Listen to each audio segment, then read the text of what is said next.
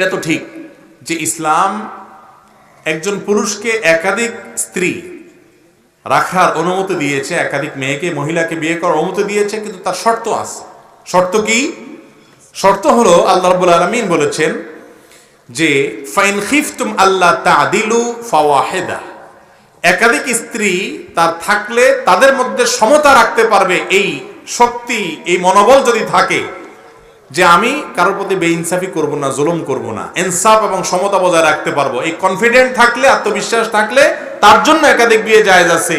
আর যার বিয়ে একটা করার পর, দুইটা করার পর নতুন বউর দিকে ঝুঁকে যাবে, পুরানটাকে ভুলে যাবে, তার প্রতি সমতা বজায় রাখতে পারবে না, এরকম ভয় হয়, তার জন্য একাধিক বিয়ে করা কি নেই? জায়েজ নাই। এখন যদি আপনার মনে হয় যে বিয়ে আরেকটা করলে আপনার আগের সংসারে টিকবে না, আপনি তার প্রতি জুলুম করবেন, তার ভরণ পোষণ দিবেন না, তাহলে সেই ক্ষেত্রে আপনার জন্য